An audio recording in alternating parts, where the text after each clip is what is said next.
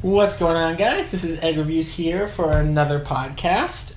Joining me now as a full member of the EdReview's staff, it's junior consultant Mike Adams. Hello again, people. I don't hate life this time. You may remember him from our very angry podcasts about Life is Strange Before the Storm. But today we're here to talk to you about E3 2018. Woohoo! Obviously, we are not in Los Angeles for the show right now because we're both broke college students. I'm poor. Yes. But we watched just about every single press conference and kept our eyes on the announcements that were given at each of the events, and we're going to talk just a little bit about our thoughts. And the way we're going to do it is we're going to go in the order that the press conferences happen. So we're going to start with EA, then go on to Microsoft, and then we'll end with the Nintendo event. And we're just going to talk about, depending on how many games were shown at the event, either all the games that were shown, some of the games that were shown. The ones that caught our eye, really. Yeah, the ones that caught our eye is the big thing. I will have... Producer Amanda will put timestamps in the description of this video, podcast, whatever you want to call it, so you can skip to developers you're more interested in. And at the end of each, we'll probably say, like, one thing we liked from each developer. And at the end of the podcast, little teaser for you, we will give both of our game of the show picks. And, let's do it. Let's dive right in with the EA event. All right, so quick shout out to, IGN, because I'm pulling the list of games from their website. So. And I watched all the press conferences through IGN stream. You guys are awesome. So they started out with, lo and behold, Battlefield 5. They showed us some gameplay, they teased a new Battle Royale mode that might be coming. Christ. We were just talking about this before we started rolling. I am really concerned that we are getting way too much oversaturation in this subgenre, can we call it? Yeah, it's a subgenre at this point. Of shooters with these Battle Royales. Like, don't get me wrong. I like Fortnite, but I don't like Fortnite, but I do like Fortnite. I know people who like PUBG. Fortnite's a well put together game. I play Minecraft, Hunger Games. It's all the same. Yeah. I just find that these companies are just doing that thing of this is working for this company. Let's make a clone. Well, if you remember back in the day when, Call of Duty and everything like that was getting mad popular with multiplayer, everything had to have a multiplayer. True. That's how we got Assassin's Creed multiplayer, isn't it? We're not talking about Assassin's Creed multiplayer. But, he's right is the thing. I guess at the end, these companies are always going to try and make what's popular. My new, mantra in the year 2018 is, not every movie needs a cinematic universe, and not every game needs Battle Royale. And if there's any developers listening, which why would you listen to us? But if there are, let's just make good games and not just make meme sub-games. The fact that I'm actually concerned that Blizzard is gonna actually try and make an Overwatch Battle Royale happen, it proves that we're getting a little too overexcited in this subgenre. I will say, if any game was to do Battle Royale, I wouldn't be too mad about Battlefield. Well, because they already have huge maps, vehicles, and guns. It's not the worst thing in the world. Yeah. I'm probably not going to play the new Battlefield anyway, so I don't care. Yeah, I'm not either is the thing. I played Battlefield 1, I got it on sale, but I only got a little bit into it because I remembered that in shooters that aren't called Overwatch, I am hot garbage and shouldn't play them because I'm bad. So, yeah, I'm not a big fan of Battlefield, but, it's an interesting first talking point because it's a major developer trying to jump into this fad. Mm-hmm. Next, we have FIFA 19. Now, I'm not a big soccer or EA Sports anything. I mean, I get FIFA every year just because I'm a Major League Soccer fan. Go Revs. And I just like having the updated New England Revolution roster each year because the problem is with FIFA, they do not update the roster after the year cycle. Basically, during the EA, specifically the FIFA thing, they announced that the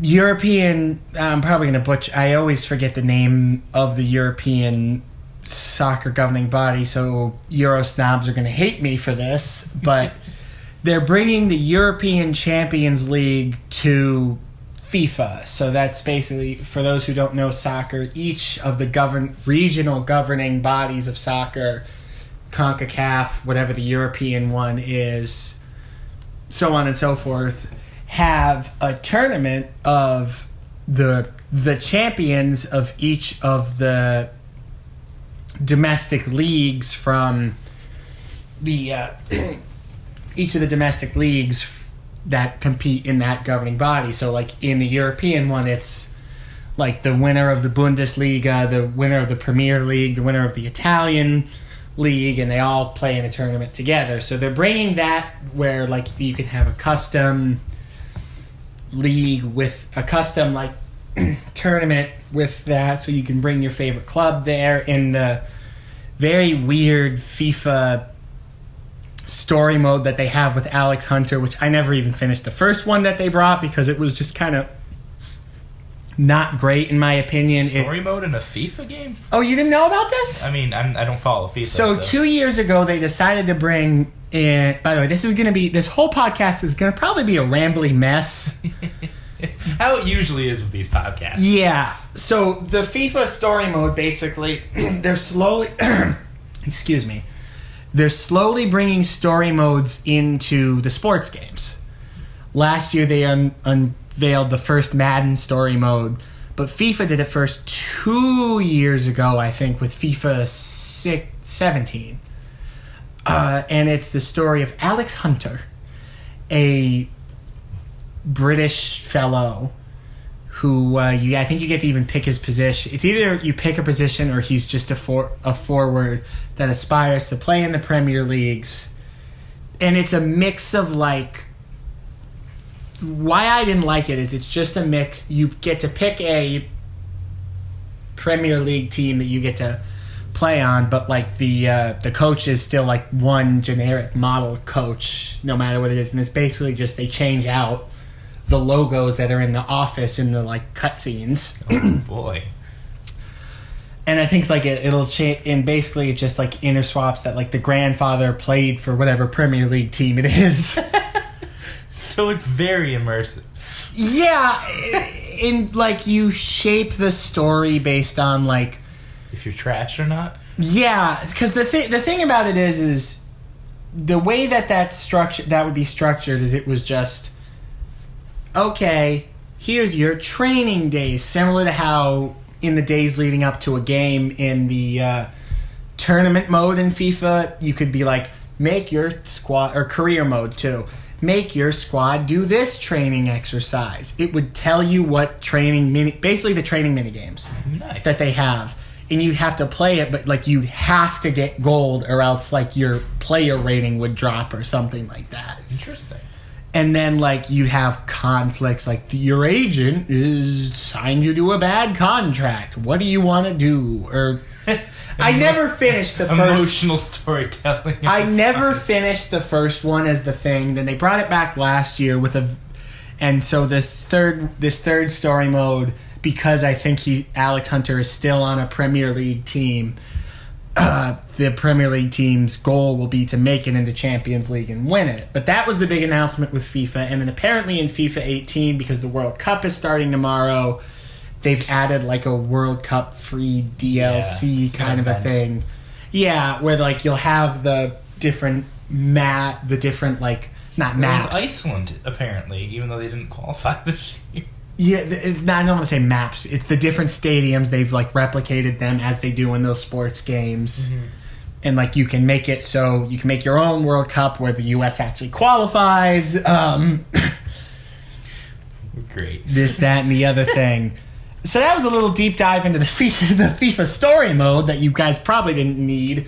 But that's all they really said for FIFA. And then next was Madden, wasn't it? Actually, it was EA announces Origin Access Premiere. Okay, so Origin is EA Steam. Yeah. I'm not going to beat around the bush on that. You can get it on Xbox, though, too, is the thing. Origin?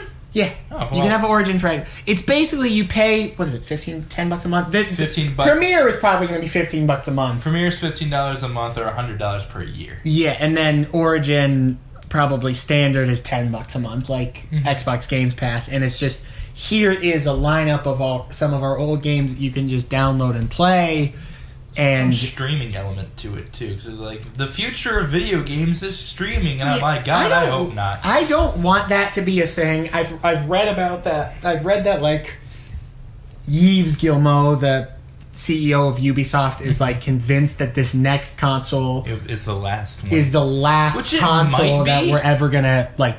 But I don't want it to be just straight streaming. That's stupid. Yeah, I don't know. Obviously we don't know. Is I don't the thing like change? Yeah, but basically. So they announced that, and I think it's just the only difference is, and to me, I'll make this point in a second. The only difference with the premiere is that like you get immediate access to new titles as they become available, right? That was the big thing for. But I just thought of this now as someone who also has an Xbox on top of his PlayStation, and I am keeping my Xbox Games Pass. We get that already with at least Xbox exclusives for the $10 a month that it already is. So like, that's just kind of not good business, but I don't really play enough EA games to warrant that. No, I don't. I think the only people who do are people who play Battlefield and EA Sport games. Yeah. So that's not too big of a deal. It's just more of like a business kind of a discussion. And what was next? Well, Star Wars is next. So Star Wars. Let's start with the good, the bad, or the ugly. What was good? The Respawn title that might be coming out? Oh, so that's the thing where the host, whoever was hosting the event, was just like, I found this dev conveniently in the crowd. That was how they did that, right? Yeah, it was like the hostess or whatever went to one of the devs and the audience. I think it was planned. It had to be. Yeah, he had to have been planned. But it was kind of a mock interview kind of thing. And it's one of the guys from Respawn who... and he teased a new Star Wars game that's coming out late next year, I believe. I think that's what he said. No, holiday of 2019. Holiday 2019. And it's going to... So a year from this December, baby. It's going to take place... It's going to be called Jedi Fallen Order, so you will be playing as a Jedi, which... That's all he said, though. Like that's... And it's going to take place between episodes 3 and 4, so I'm assuming Order 66 onward? Yeah, that's what he alluded to. But the thing about it was, like... And now we can kind of just talk about this as a production design thing, because... And maybe this leads us into just, in general, how EA structured their event this year. Like, it felt awkward, that whole interview. Like we'll get to Sony and how it was really weird, but the EA, I do not think had a good press. Sony was on purpose weird. They did that on purpose, but EA was just like... I still like have been kind of thinking to myself, as someone who does appreciate the pomp and circumstance of an E3 press conference, I always joke... I'm a sucker for that stupid marketing bullshit. Yeah. By the way, swearing throughout this, as we are 15 minutes in, but I love that kind of all that nonsensical marketing. But EA, it wasn't lacking in that, but like for one thing, it felt like they were going for kind of an apology tour. Yeah, we'll get to our final thoughts, like how they structured it more at the end of the segment. Yeah, sure. Fair enough. I shouldn't get too far into it, but like this interview, not to like cut you off. Or this interview in particular, like they didn't show a single thing. Yeah, it was just a point for it's like you could have just not said like had the guy go on stage be like, "This is coming," and then go off. You didn't because clearly, whoever Respawn you said is the team from EA. Mm-hmm. Clearly, Respawn has nothing. right now. It was either nothing or every answer to the question was, I can't say that, which is fine, but so why then my argument then is don't even put, because he said like, I'll be back next year to tell you more specifics. Just have a teaser image or something like that. So don't have a whole awkward waste of space. Well, I mean, maybe you could argue that EA didn't have enough to really like fill the block that they wanted to. So what was that? And then they talked a little bit about the DLC that's 2, which is the damage control section of the show. I'd like to say the whole show was damage control for EA as a whole thing. But so specifically. They came on stage, they kind of addressed everyone's like, we know you're pissed at us, but look, Clone Wars. So, for context, if you don't know, EA, at the launch of Battlefront 2, decided to go with what is unfortunately just a thing in FPSs now, of a loot box progression system. But this one gave gameplay advantages. Star cards. So as you would unlock loot boxes, or again with microtransactions, buy them, you could get game-changing abilities. And everyone was pissed off when game... Didn't they say it wasn't going to? That they lied about it, didn't they? They were like, I don't remember exactly. I knew it was going to be loot boxes, but I bought Battlefront 2 because they were trying... Because this was the first story-based Battlefront game. I wasn't even sure if I was going to touch multiplayer, because the trouble I'm having with first-person shooters right now is that, like, I try and pick up other first-person shooters, and then I just end up falling back to Overwatch because I'm actually kind of good at Overwatch. So, like, even when I got Battlefront, because I already had Overwatch, I'm like, this sucks. I'm going to go play Overwatch. And I sold the game after a month because I didn't... Because also, again, not a discussion about the quality of Battlefront 2. I think that Battlefront 2, the story was horrible. Story was horrible. And the multiplayer to me just wasn't that great. It was nothing to write home about. It's fun if you want to get in, be a stormtrooper for a little bit, or be a Jedi. And I'll since I have it, I'm just gonna re-download it. Maybe play the Clone Wars DLC a little bit. Play as General Grievous for a little bit because I want. He was fun in Battlefront. I just want to play as General Grievous and Clone Wars Anakin, the Clone Wars Obi-Wan. I just want that. So.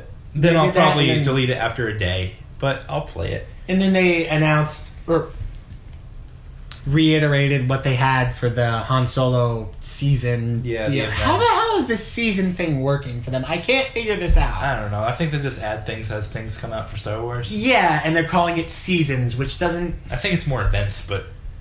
Yeah, Battlefront 2, just to me, is not a good game. It has a lot of potential. Like, obviously, credit to the art design and sound design teams. It's effing gorgeous, but like... But, it's just the corporate game design decisions just screw it completely. Because it's EA.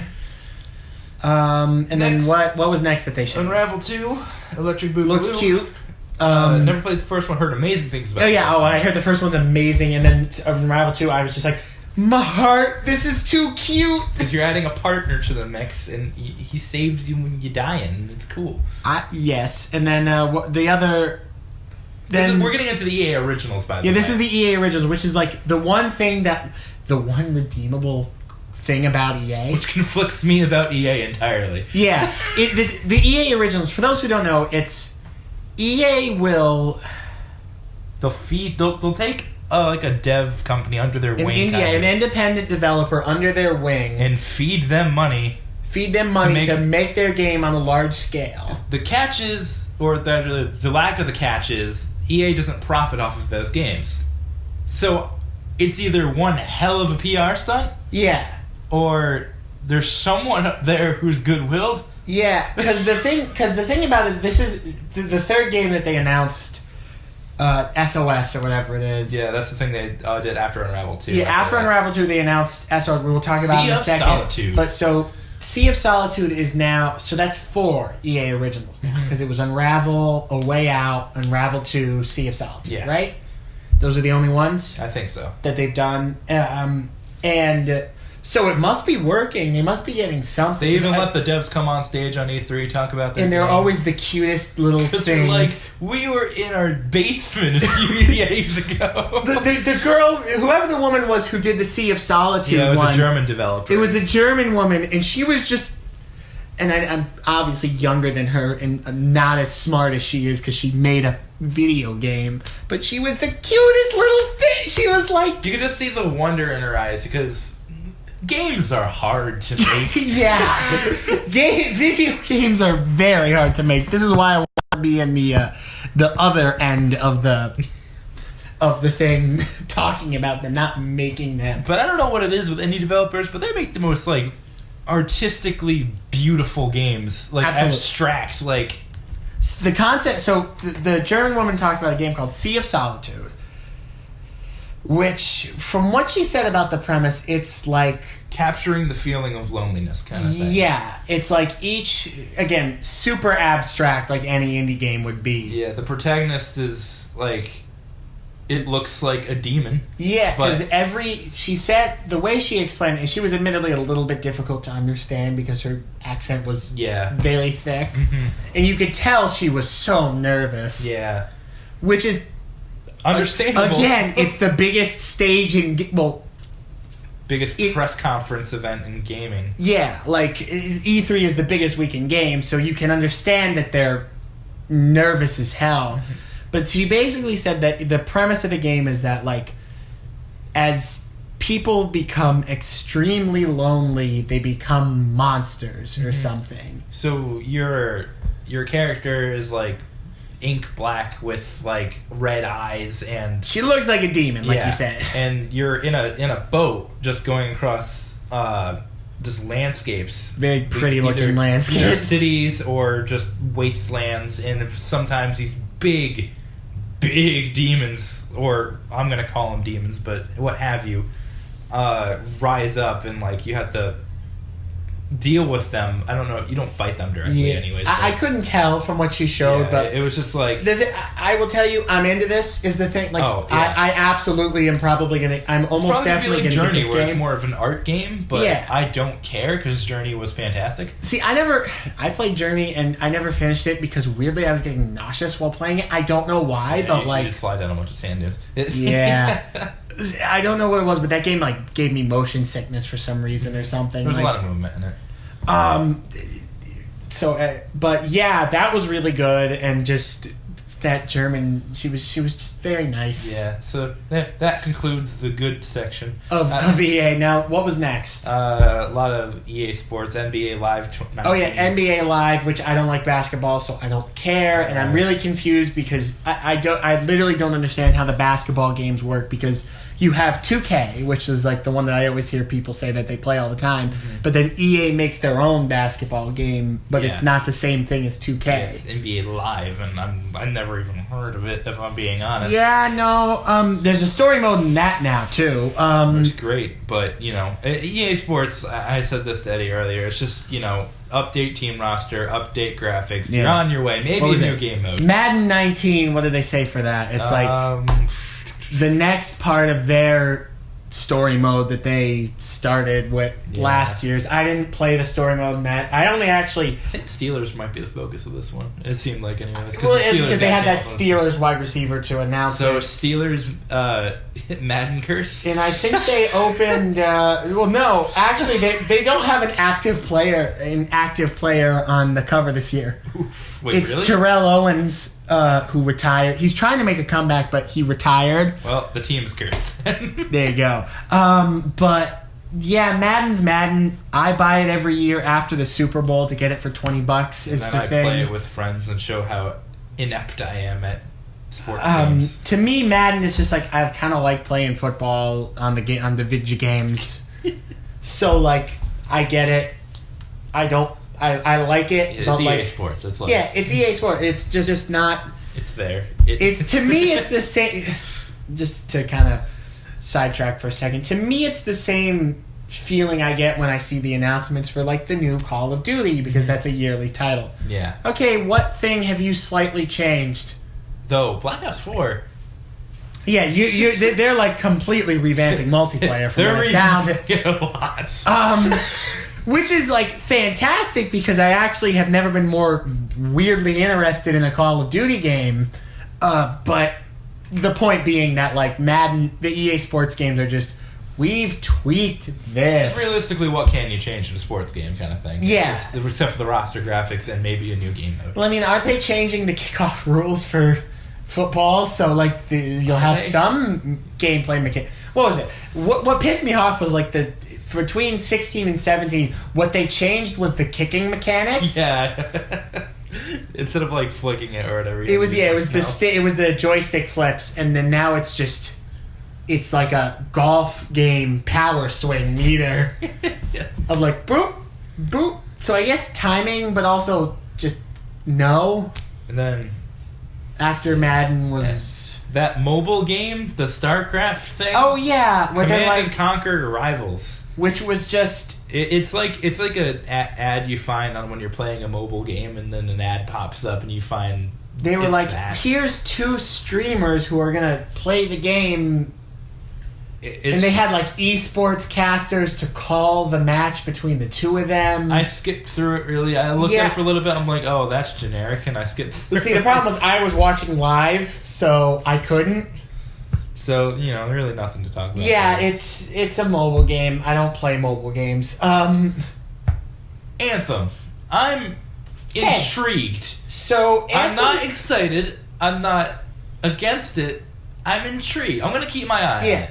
It's so, and again, some of this would be more talked about towards like the final thoughts for this podcast as a whole. It's BioWare's kind of redemption from Mass Effect Andromeda, which nobody liked because it was buggy and glitchy and it was a shame of Mass Effect. And the reason for that, they said, was because they diverted most of their resources to Anthem.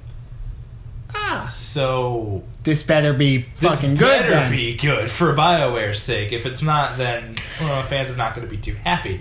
So the thing to me is, and again, we'll also talk about this in Bethesda. Is this the thing now? Is single player games in an open world where when you're out in the open world you can play with friends and do missions? Shared world, I think, is what it's shared called. World is what they're called. Is this just the thing now? Which I'm not mad about. I kind of like that. Because it's still single player. For those who know what Monster Hunter World is, it's that. Plus Destiny, I guess. Because you're in these Iron Man mech suits. That's exactly what they are. I said Pharos. And you go out with your buddies. There's like 4 classes you can be, and just do missions, fight monsters, sort of thing. And then you go back to a hub thing. That's all single. That's all single player. Exactly like how Monster Hunter World is like. And I don't know. The gameplay that I saw was intriguing. Yeah, I agree. It's free flight, which is cool. It's open, or at least semi-open world for the missions. And I don't know, we didn't get a whole lot more than that. It was weird because they're like, here's a deep dive where they just brought like devs on for basically like a panel, but they showed stuff while they were doing it, and like I don't. The thing about it is I just don't think I'm gonna play that. I'm more likely to play Fallout 76, which is the other like shared world game that was talked about this week. I'm more likely to play that than I am Anthem, just because Anthem to me doesn't look too exciting. Yeah. I don't know why, but I'm not excited about it. Yeah, I guess it's not for everybody. And the big thing, or at least one of the big things, is that no loot boxes. No loot boxes, but microtransactions for cosmetics. And you know exactly what you're paying for with that. So in a respect, it's like Fortnite. So it's improved, but like I don't mind it. If you're going to spend money for cosmetics, you can spend money for cosmetics. Yeah. As long as it doesn't change the game, Why not? You know. What is it that you said to me when we argue constantly about buying the Fortnite Battle Pass? That was more a joke, right? But like we have a debate from time to time, or we used to have a debate from time to time about the Fortnite Battle Pass. But to me, I'm just like, well, for that game, it's like it's free. I don't want to spend money for a free game. Yeah. And then you had said, but you're supporting good developers. And in my mind, with microtransactions when it comes to EA, they're not good developers. No. Except this time, they're not developing EA. it. They're publishing it, which is different. True. Because Battlefront 2, they developed it. Oh, no, that was DICE that developed it, not my... But isn't DICE an in-house for EA, basically? Are they? Yeah, because it's... Don't add us on this. So, like... Because I admittedly, like, I get how game publishing works for the most part. That's why microtransactions are a thing. They're like, I like this. What if you had to buy that, though? Yeah. And they're like, sure? In my mind, EA is the worst about this. More than... And again, this coming from an Overwatch fan who spent how much on loot boxes and Overwatch skins? Too much. Probably like $50 at least. And that's a game you paid for. And that is a game I paid for. But that one, I'm like... I want the Boston Uprising Tracer. And Pink Mercy, 100% of the proceeds went to charity. Okay, Pink Mercy. The charity skins are different. Yeah. Anyways. And then the time that I spent $20 to get Jingle Tracer and didn't get Jingle Tracer. We're not going to talk about that, but it's okay. Microtransactions are dumb. So that kind of wraps up on EA, basically. We covered everything. Because they ended with Anthem. Yeah, that's it for EA. So let's go back to how they structure. Structure of that, and then we'll do game of the conference.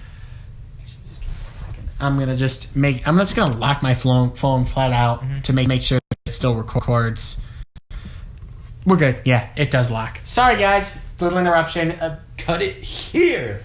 Yeah, I mean she can keep it on too. I think one time in the Life is Strange when we did. Yeah. Anyway, so yeah, structure of the conference. In my mind, I'll say what I thought, and then he said what he thought, and we can discuss. After EA as a whole got so much flack about that Battlefront problem, that the whole tone of the conference felt like we realize we fucked up. Here's a bunch of games. Please don't be mad. Like almost every shooter that came up on stage was no loot boxes. No micro. We're done. Like, we're not going to do that again. Until 2019, probably. So, in that respect, it was just tonally... And it was just like... It was the slowest moving conference, in my opinion. Like, it just didn't have that hype that some of the other ones did. Does EA conference ever have hype except for the Battlefield fans? Not really. I mean, I remember Well, when Battlefront 2 was revealed, I guess. Battlefront 2... Well, any time that they finally were able... Even any of the first year... I forget what year it was, but the first year after EA was given the Star Wars license from Disney. And they're like... We have something... And it's like it's the first time that, like, as a Star Wars fan, it was the first time we got to really see, like, Star Wars games in 4K. In 4K, like, I remember that one being exciting. Mm-hmm. That was maybe E3 2014, was it? That first Battlefront? Probably, yeah. Yeah, 14, because they always tease them for 2 years before they come out. But yeah, I guess you're right that the EA conference never really has that, like, hey! Unless you're a sports fan, or yeah, but even then, everyone's always hyped for something. As someone who likes the EA Sports games, those announcements are never that fun. No, because with EA, with 2 of the 3 third-party developers that have their own conference, or I guess 2 of the 4 because Square had whatever that was. With 2 of the 4 conferences, I feel so. In the case of EA and Ubisoft. Every year, you know exactly what the conference is going to be. Mm-hmm. In EA's case, new Battlefield, new Star Wars updates, Madden, FIFA, basketball, and maybe some other stuff, and then maybe some other stuff, which were easily the best parts of the show. The EA originals, and it's something to pique your interest, like Anthem. That's something new. Like But for the most part, like their conference in Ubisoft, and which we'll get into Ubisoft when we get there, they're just like so predictable at this point. Is the thing. I agree. So game of EA for you. That's tough. I have to say it's definitely one of the EA originals. I'd say. Yeah. For me, it's Sea of Solitude. It's Sea of Solitude. It's absolutely Sea of Solitude because in the end, Unravel, like it's a sequel, so. But still, like it's close between the two. Oh yeah, it's close between the two. But like Sea of Solitude, I'm legitimately interested in. The thing is, I'm planning on probably playing that. So, yeah. So that's the EA segment, and next up was Microsoft. And I don't have an Xbox. Disclaimer. So. Mike does not have an Xbox. I got an Xbox about 3 months ago. I spent my tax return on an Xbox.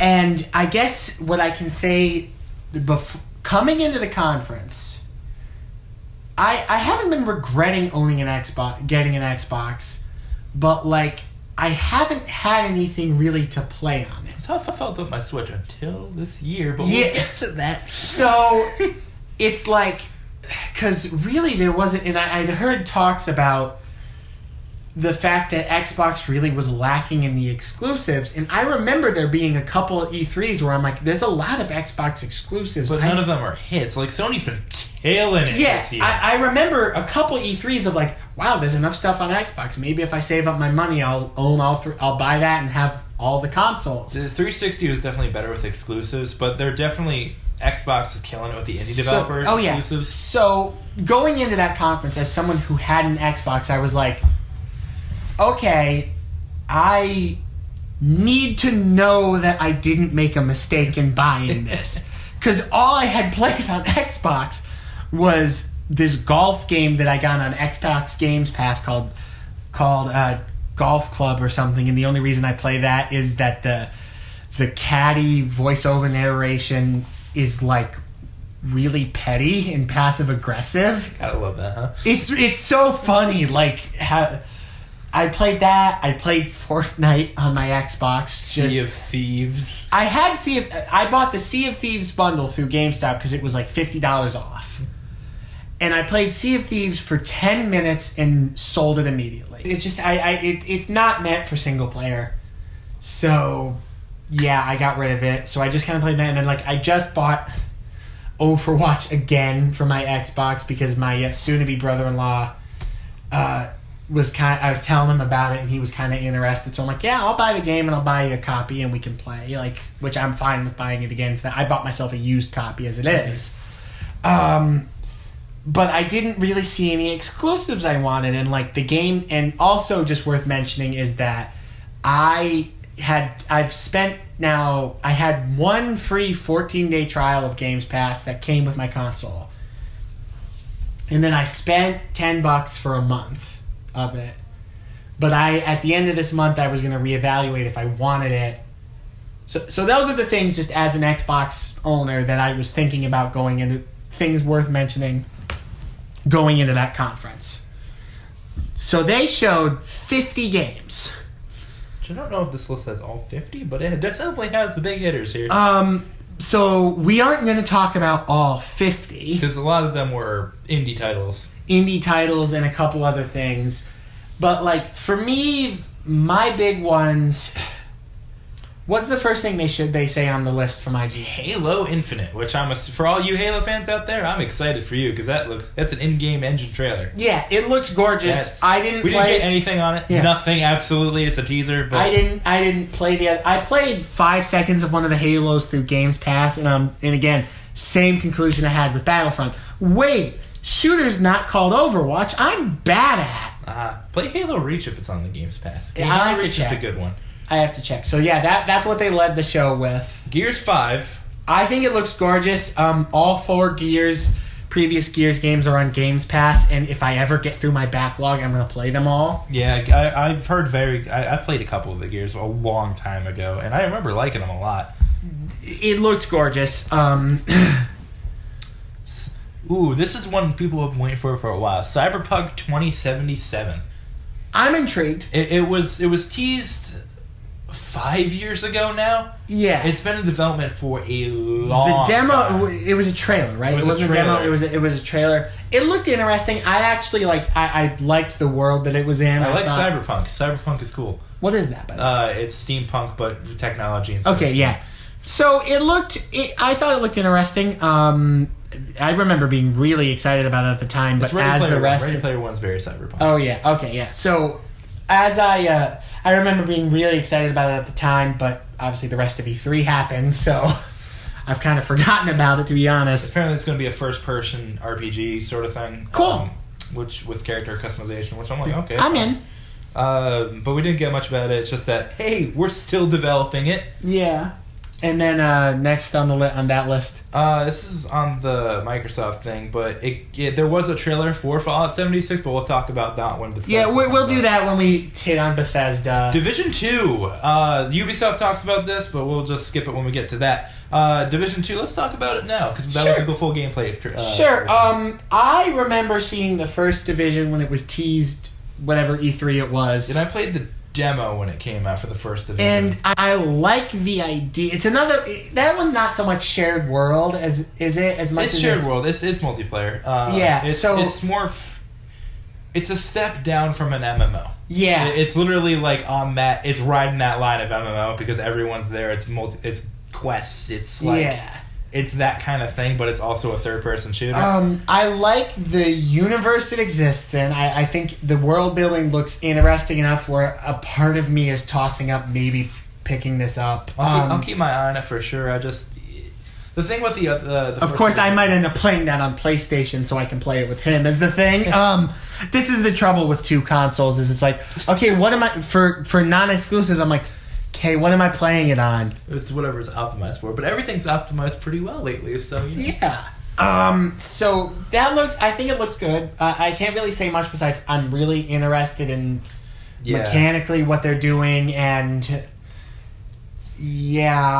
Division, and I can't really think about what else besides it looks good. And also, a memo to specifically Ubisoft. When you are making these gameplay demos with these, like, with a multiplayer game where there's people, talking on headsets, turn their headsets off, dude. Find someone else to do the writing for that. No one talks like that when they're playing a video game. Like, it's clearly, like, pre-written dialogue about what they're trying to do. At least the people who played Unravel on the stage were a little more natural with it. Yeah. But... Like, it's only Ubisoft that does this, is the thing. Like... and I get that you're French, Ubisoft, but just, like, you don't need It's hard mics. to make it casual because...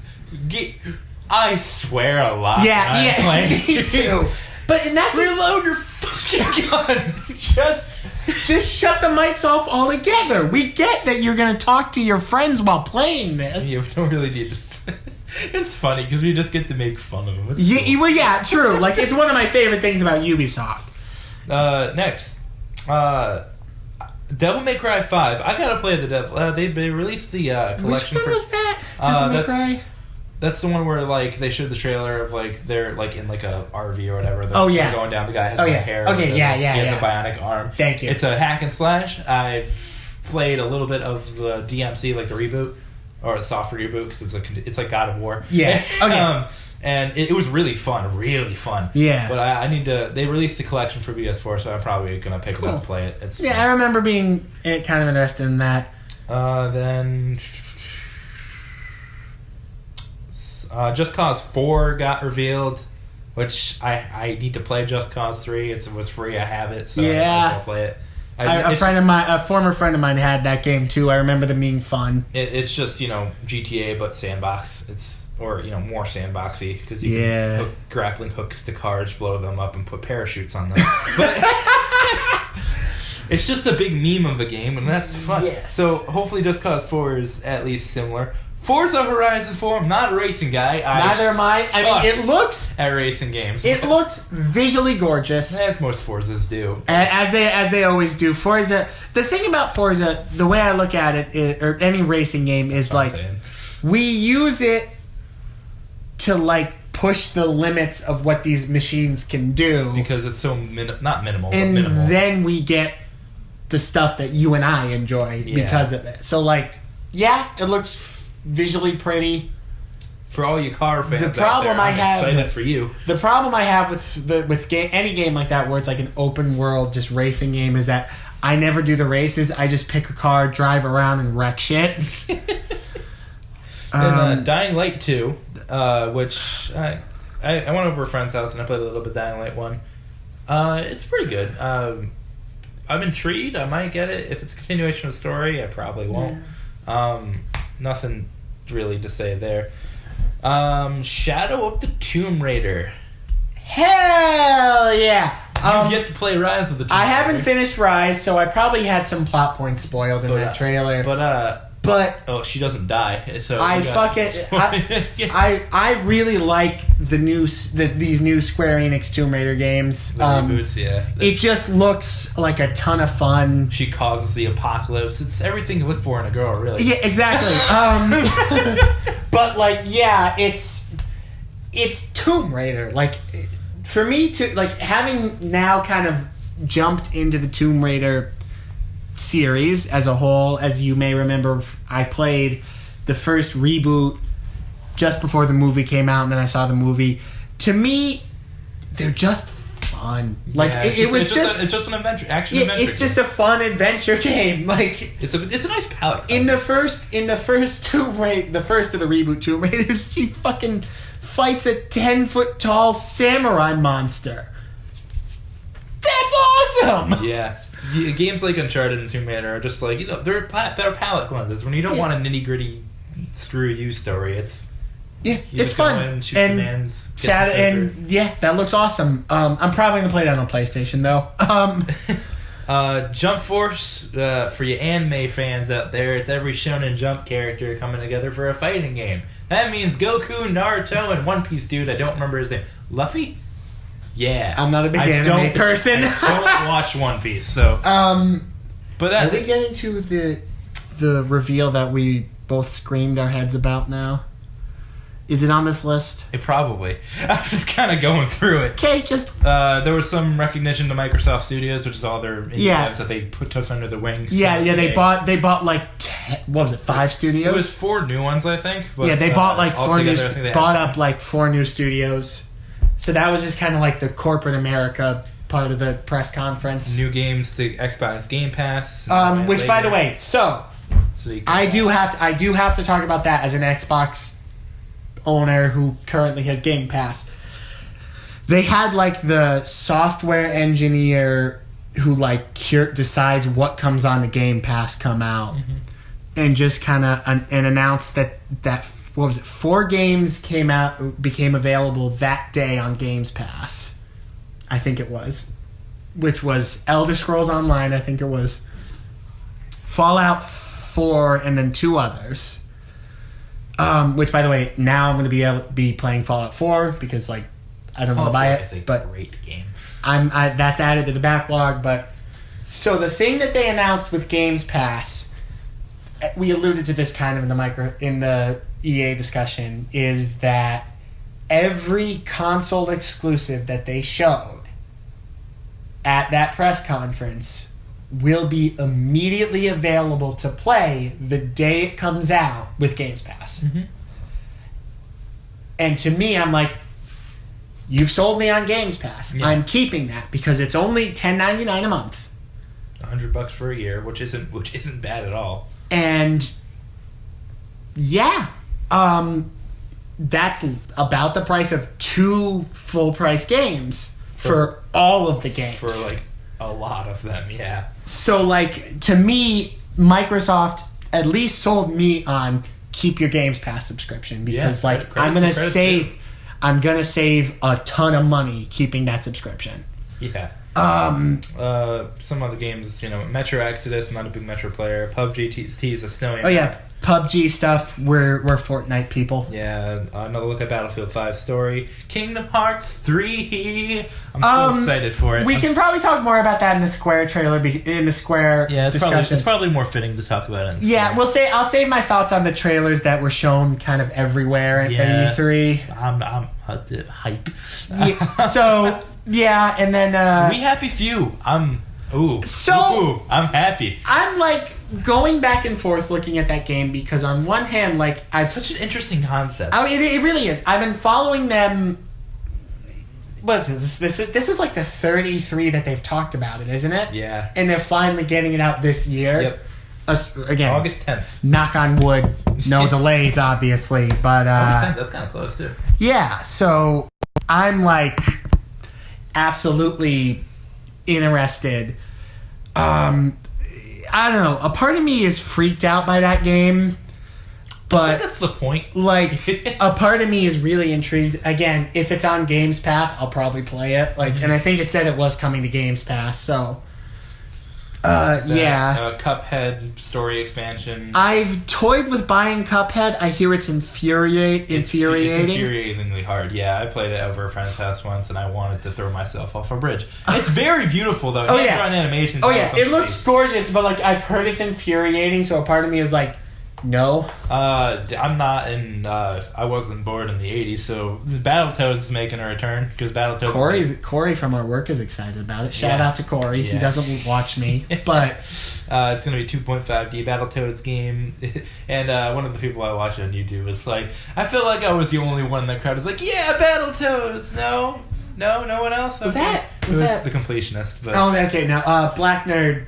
Comedy tweeted something similar.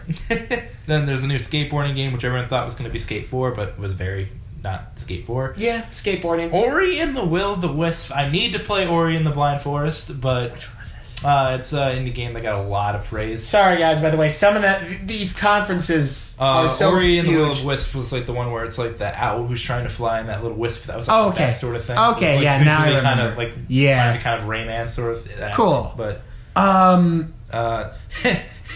the awesome adventures of Captain Spirits. Guys, Life is Strange 3, baby. If you don't recall, Mike's initial, when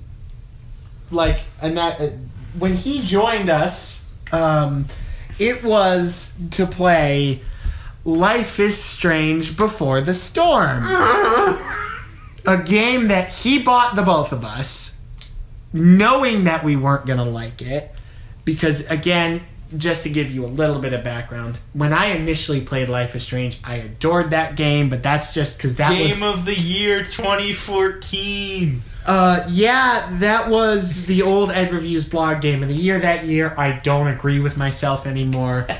But the thing about that, but the more I think about that, I think that was more me. That was the first ever choice-based game I played, and I think it's more of I didn't know any better.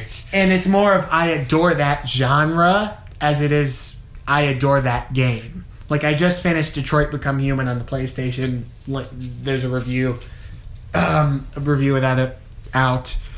He played it too, and that is my new favorite choice game by far. Definitely. It's a strong contender for Game of the Year here at EdReview's right now. But point is, we are here to announce at the end of the third podcast for Life is Strange Before the Storm. You may remember us saying we are never touching this series again. We won't support them with our money. But those clever bastards. So, the folks at Don't Nod... Now, the folks at Don't Nod's back for this. This isn't Deck 9. This is Don't Nod. I've never been more proud to say, thank God they're back for this. The Don't Nod and Square Enix are releasing whatever the hell this is on... The Awesome Adventures of Captain Spirit. For free at the end of this month. So, we'll be back for a podcast. Like I said before, my wallet won't hate me. My soul will. So, do you want to talk about what the trailer was, because my reaction to that is, what the fuck is this? I know the premise. I don't know what the story is going to be about. I know it's a single father because the mother died. Yeah, the mother. So I'm assuming it's going to have something to do with coping mechanisms, how to deal with death and everything like that. Because some young kids turn to their own imagination or like going to fantastic worlds. It's something about him being a superhero. Yeah. So what there is in the trailer is that I think it's going to allude to something about what he pretends might actually happen in the real world. This takes place in the universe of Life is Strange, so that's not beyond that world to just do whatever. Yeah, but I don't know. Essentially, it's going to be going back and forth between his perception of reality, kind of his imagination, and what he's actually doing. So we think he's throwing a fireball at a snow monster. It's really just him throwing an orange ball at a snowman. So it'll cut back and forth like that. Yeah. His powers, it'll make more sense than Max having time travel powers because Jesus willed it upon her. So I don't know anymore with this. I'm not. My expectations are bar none. My expectations are non-existent. It's just it's life. This will exist. I don't know what to say about Life is Strange anymore. I was still following one of the Don't Nod developers, and he's really excited about it. I forgot to unfollow him when I was done with that series, but I don't know is the thing. I guess we'll see. I don't know. Right? Don't Nod is back, and I think that theirs is the more competent of the games in the Life is Strange franchise. Oh, tell me it's going to be like a Call of Duty where every year they're going to cycle off. No! Don't Nod, Deck 9. We're going to get Captain Spirit before the storm. I don't know what to expect with this, but we're going to do it because we hate ourselves. Because it's a staple of the channel at this point. Yes, it is. What else did Microsoft show? They announced the Game of the Year edition of Nier Automata, Tales of Vesperia, which no one knows, new Sea of Thieves content, and that's basically it, except for Black Desert. It's an Xbox One release, but yeah. So Xbox at Microsoft was the Microsoft press conference was the thing. If I had to choose a game of the conference, I guess it would be Cyberpunk 2077 because I'm excited for it. For me, it's Gears 5. I thought it looked better, but yeah, the Microsoft conference structure wise, it was the Microsoft conference. A lot of indie support, which I give them so much credit. And it was Microsoft. There a lot of games, 50 games. And should I mention the fact that I think that if you want. I mean, we'll get more into this with the Sony conference, but in my personal opinion, from the two, the big three is Sony, Microsoft, Nintendo. But to me, it's the big two, and Nintendo does their own thing. They do a direct. Yeah, so is good. Of those two, Sony and Microsoft, the two heavy hitters that still do traditional press conferences, I think that the Microsoft event was superior. I'll get into disagree, but we'll talk about it. We'll get into that more after we talk about whatever the Sony thing was, but we still have two more developers to get through before that. And Bethesda. So Bethesda, knows how to please the crowd. I fucking love Bethesda so much. It's a Todd Howard comedy show. I texted Mike. I texted him while I was watching, because I was watching it live. Because they led with... the past 2 years, they've led with, we are Bethesda. Mm-hmm. Here's our games. And, I always appreciate that they're we are really... again, every developer is passionate about making video games, but Bethesda is always just hey! We're awesome! We care. And I haven't played that many. I don't think I've played a single Bethesda game, to be perfectly honest with you. Besides Fallout. Quality. They're glitchy sometimes, but they're big games. Besides Fallout Shelter. But I am going to be starting to play the Fallout games. And there was a couple games that they showed at this that I really enjoyed. Mm-hmm. And I always love their attitude at these conferences, because it's not informal, but it's definitely we get that where like you were saying that the EA event felt like that it was more for the investors. Yeah, it's the Bethesda event is 100% for the fans. Because, God, some of that shit was insane. They play it the most casual, and they play it the most like, yeah, we're human, we're talking to you. Yeah. The people who are buying our games, we're telling you what's going to happen. No BS, no hidden stuff, except for the surprises, but... So they led... They led with Rage 2, I think. What? Andrew WK. Andrew WK hasn't aged yet. Since Destroy, Build, Destroy when I first saw him.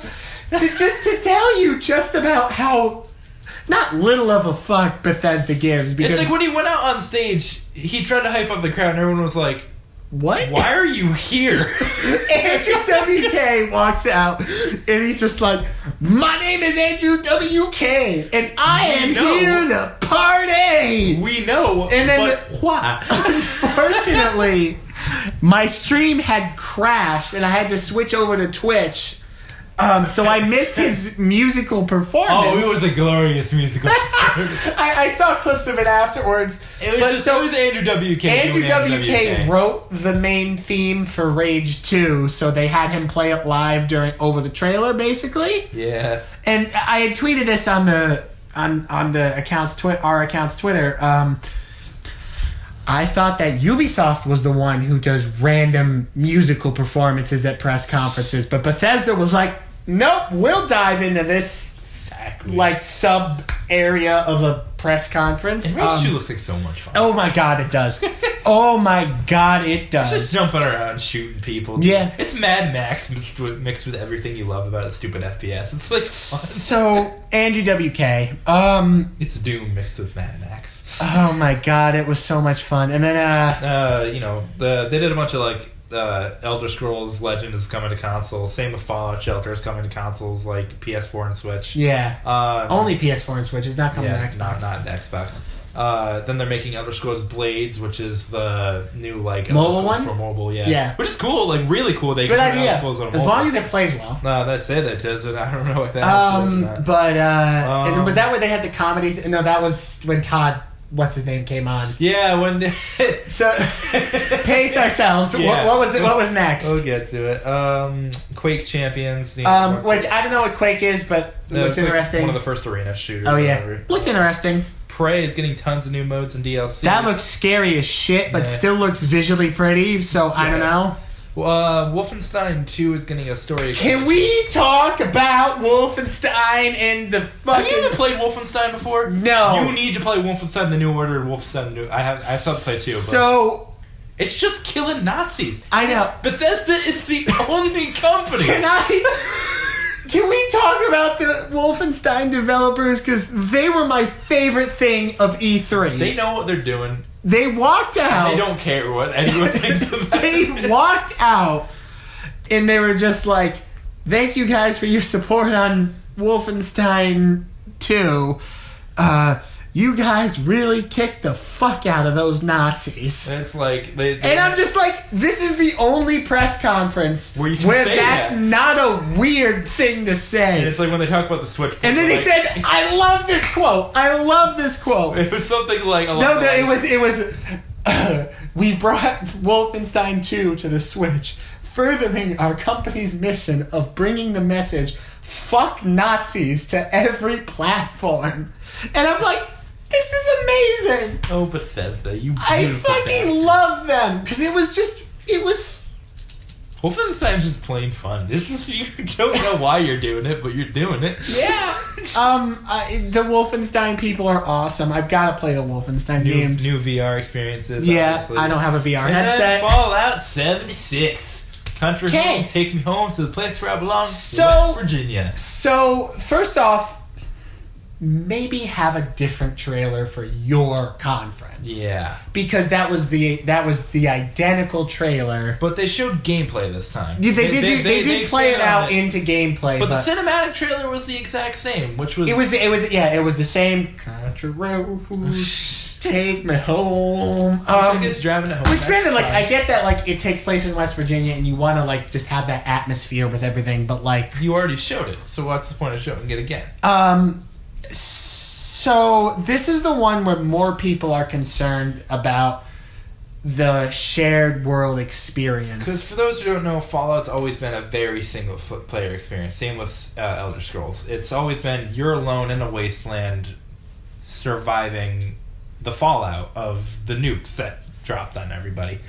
76 is a prequel to all of them, and It's about the first bunker, right, to come out? Yeah, it's the first bunker to come out, and it's every human character you meet. It's going to be 4 times the size of Fallout 4's map, which was Boston, the Boston area. Wow. 4 times of Boston. And there's only going to be dozens of players in that, which means it's not going to be like GTA Online where you hop in, 80 people have jets killing you all at once. I'm still scared about, people in power armor coming to my little shack being like, well, hello. So, what they explained, Todd Harris is his name? Todd Howard, my bad. Todd Howard explained to try and, like, soothe people's minds almost. He's like, I know you have a lot of questions. Let me go through them one by one. Yes, you can play it single player, which, thank you. So, like, yes, but no. Because if they're going to base it around multiplayer, then that's going to cause the thing that, and again, maybe they have to explain this better. Maybe they'll make an update because the fans are angry. Mm-hmm. What I've been seeing a lot of response about is people who are just like, but I literally don't want to see another non-player character in my game. Because what it is the way he explained it, and you can correct me if I'm wrong, Mike, is that when you start the game, everyone that's coming out of the shelter is a live person somewhere in the world playing the game. Yeah, I think not. I don't know if there's going to be. I'm assuming there has to be NPCs to give you quests. But, but every vault dweller is a person. And when you come out into the world, all of those vault dwellers are still in the world. Yeah, it's going to have dedicated servers, and it won't tell you which server you're in. This is going to be dozens, not hundreds, not thousands, but dozens. So it's going to be dozens of people. So let's say 24. And the way they made it sound the way they made it sound is as if, like, each time you boot up the game, you're in a different server with a different 24 people. It just raises a lot of questions. Yeah, it's like... First off, balance, because... So, for one thing, can we talk about the nukes thing? I was getting to that. Okay. That's funny. And even Todd Howard is like, we thought it was a good idea for some reason to give you nukes and do whatever you want with them. And you have to Horrible idea. You have to get... I'm assuming the code for the part of the code... You have to, like, quest for it. Yeah, I'm assuming they're super rare. But what I'm concerned about is the destruction permanent?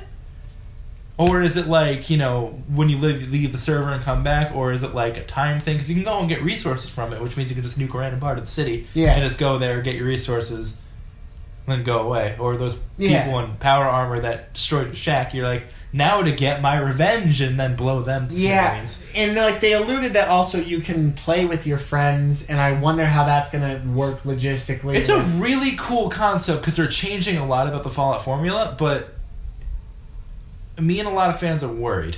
I'm not a big fan. Wrong. I'm not too close attached. I maybe have touched one of the Fallout games once for a second, but I've seen a former friend of mine playing it, and I do really like the universe of Fallout, as a whole. Like, it just looks awesome. It's just like 40s, but futuristic-y and awesome. It's like amazing. Yeah, so I'm definitely in it, especially if this takes place before all the other games. I'm definitely interested. And one of our friends, Kevin, was like, if we all get this, that's going to be fun, man. I'm probably going to get it. Just to get it.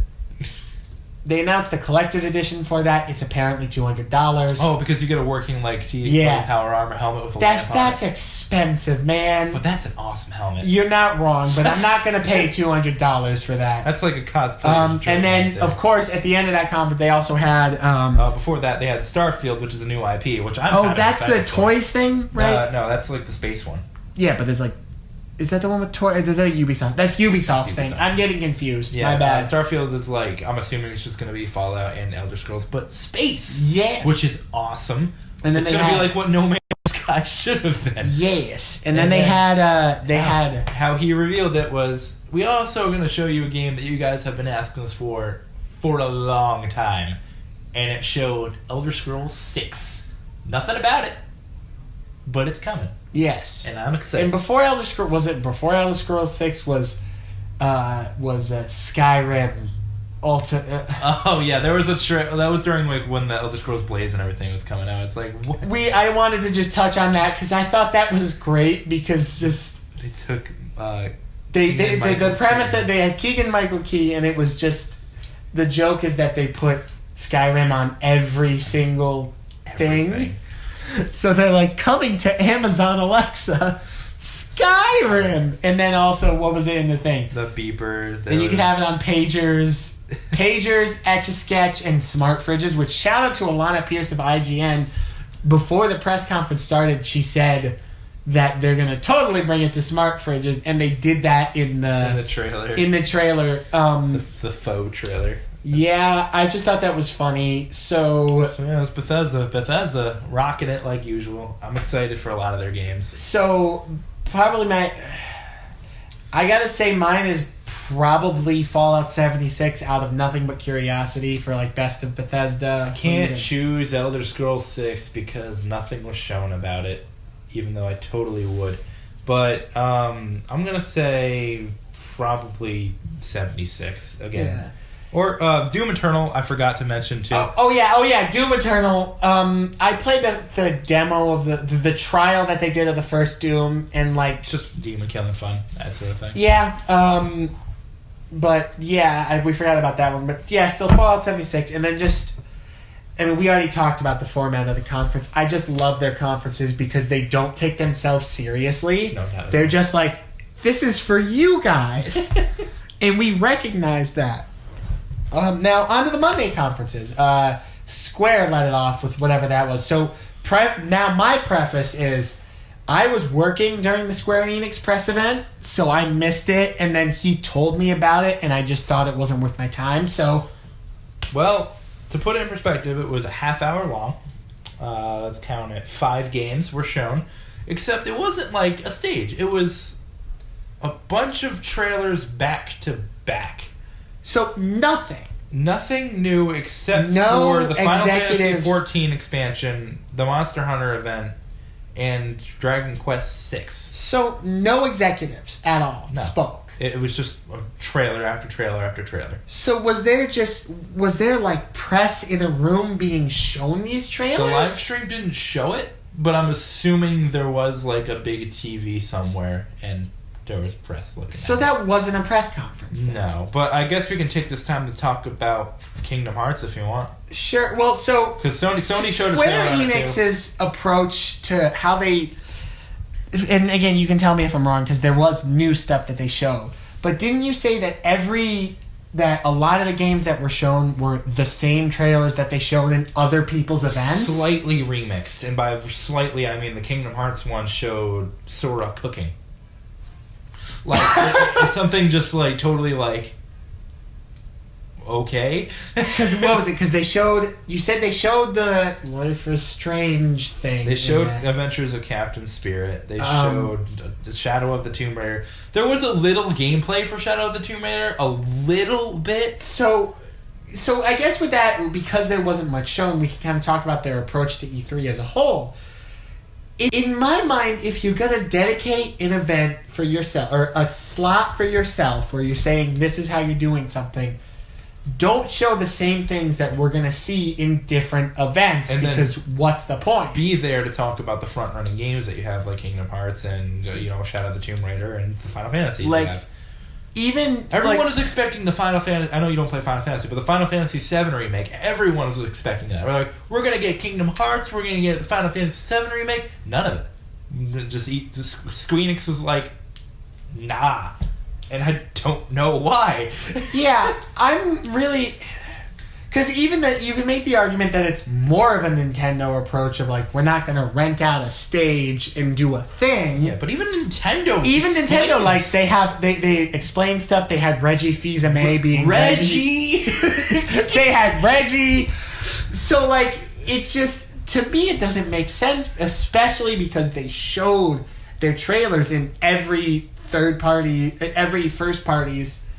Because didn't each first party company get some Square Enix property to show?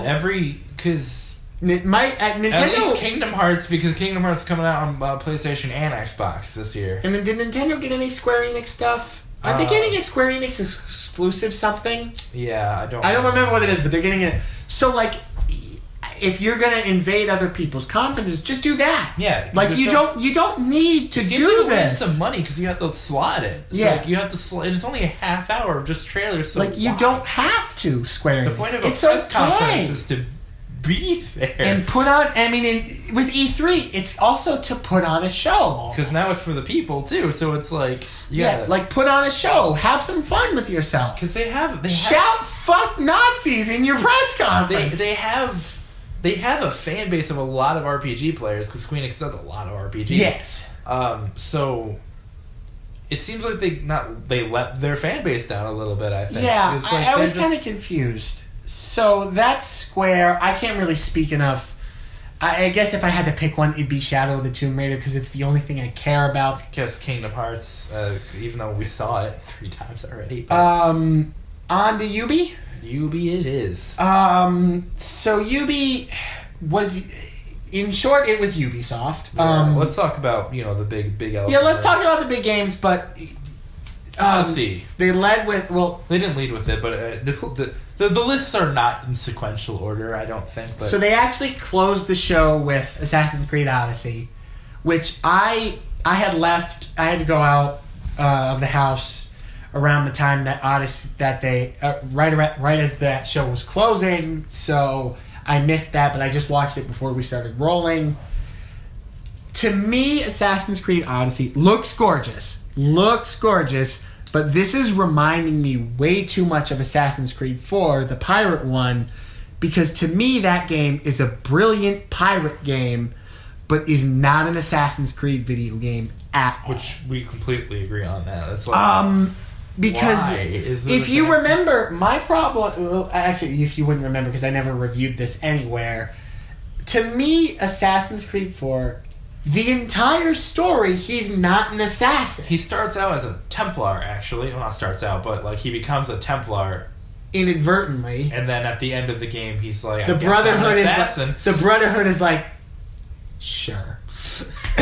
And then you fly the assassin flag post-game. Yeah. And it's like, okay, Assassin's Creed Rogue was a better Assassin's Creed game because you were playing against the assassin. You had to do with the assassin order. It was assassins versus Templars. And again, some of that is just because the trailers they showed didn't... The word Brotherhood, the words Brotherhood of Assassins was not in anything they showed there. No. He has the male... It would be really cool to see Athens as the assassins and then Sparta as the Templars. That would be amazing. I think the male character in one of the trailers had the hood, but that was it. It doesn't feel. But and again, looks gorgeous. I like some of what it's trying to do, but why isn't you're not an Assassin's Creed game? And then Beyond Good and Evil 2, it's a prequel. Looks cool. I'm probably going to get it because it's a prequel. And it was really just... Those developers are just so excited. Yeah, because Beyond Good and Evil 2 is basically a cult classic. Not a lot of people have heard of it, but everyone who's played it loves it. Yeah. So I'm probably going to play it because I don't have to understand the I probably will too. Division 2 again. Division 2 we talked about in Microsoft. Skull and Bones, so Assassin's Creed 4. Yeah, it's the Assassin's Creed 4 piracy mechanics as its own game. So, sure. What I said was, as long as they have sea shanties when you're traveling on your boat, that's all I will play it. But if you don't, I'm not touching it. For Honor announced another expansion. Don't play For Honor, so... those of you out there, it's a new new 4 fighters or something like that. Yeah. Then it's Battle of the Atlas has a Star Fox tie-in. Yeah, that was the Toys thing that they're doing. Yeah, that's the Toys thing. A new Trials game. Dirt bikes. Yeah. You know, I had to run downstairs while this was going on, but Mario Rabbids. Miyamoto is just now a staple of the Ubi event. He just shows up every time now. he's just there. He's there. Like, hey guys. And then the Just Dance. I laughed during the Just Dance announcement because entire walking dancing sequence, but without like a pop star like they always do. I'm like, did you not have a pop star in the budget this year? Why have pop stars when you have mascots? Yes, you have Panda. Then Mario plus Rabbids gets a expansion for Donkey Kong. That's coming June 26th, actually, so that's right around the corner. I still need to play that. I heard it was okay, but I just I've didn't want to get it. I've heard really good things about it. Yeah, I heard. I don't know. I didn't like the premise personally when it first came out. It's just XCOM. If you've ever played that, just turn-based strategy. The Crew 2 racing game. Yeah. Just Dance we talked about. And the Rainbow Six tournaments, but esports. So Ubisoft. So for structure of the press conference, again. Like I said, this is a lot like EA in my mind, where it was just because Ubisoft does nothing but sequels. It feels like from now on. I haven't seen a new IP from Ubisoft in a while. You basically know what you're gonna get every year. You're gonna get them basically always leading off with the Just Dance announcement. Then somewhere in the line is gonna be Assassin's Creed. Then they're gonna talk about one of their esports things, and my game of like the conference is gonna be Beyond Good and Evil 2. And here's why. I didn't forget to touch on this, but it's going to be open universe. So, and they're enlisting the help of community members to make. I saw that. To make artwork, sound design, and everything like that. Oh wait, that's that. Did we talk about? So that was randomly Joseph Gordon-Levitt came out for that, and then wait, am I thinking of the Sony thing where they had that horror game with Elijah Wood came out? Yeah, no, that's Ubi, I think. No, that was Ubi. How did we miss that one? I don't know, but basically, whatever that was, it was there was a lot of nope. I'm like, just nope, not happening, nope.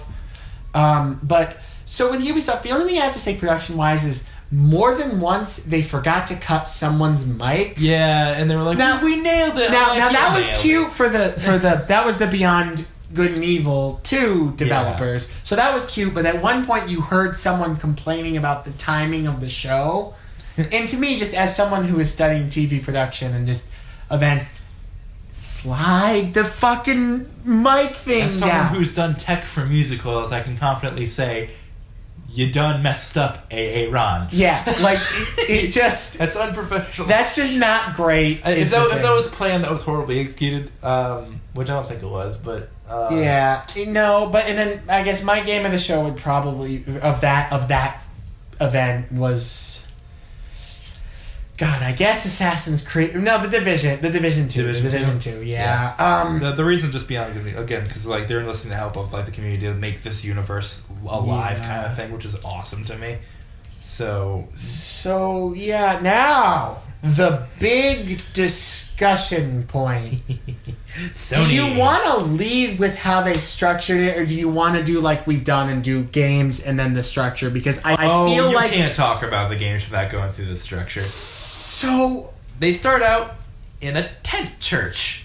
So everyone's like, why are we in this tent church? Because traditionally, Sony from like 2012 prior was always in like the LA Kings like Coliseum arena like sport. Yeah. They always like would rent a fucking huge facility. But they built this. And then E3 2013, 14, 15, I think they were in a smaller theater like and then this year it starts in a tent, and then this president of Sony Gaming or whatever his name is, he comes out and he's like, today we're gonna go to church or something. Everyone's like aight.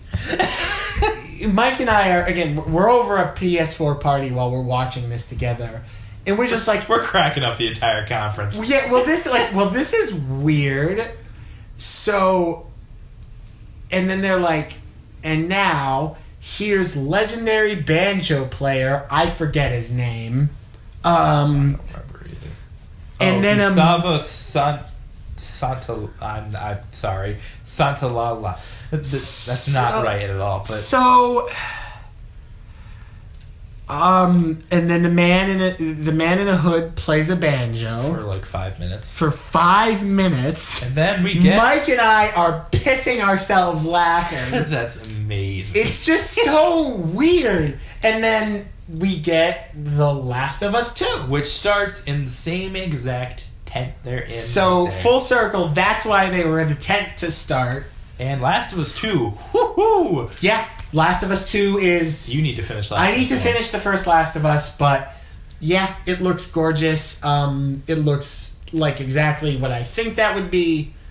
Again, having not finished it yet, but yeah, it looks really good. And then an intermission. And then madness begins. I figured out... we'll talk. So, basically what happened was... Again, were you watching the IGN stream as well? Yeah. Okay, so we were both watching the same stream. So after that, they cut back to the Sony desk. Like Sony's stream, like each of these developers will bring their own like panels together for their in-house live streams. Mm-hmm. So it cuts back to Sony's live stream in-house team, like tours covering the event, saying, "Welcome to this Sony intermission." Everyone's like, what? And we're all sitting there like, what? They're moving the people from the tent. As you find out, not from the people on the stream.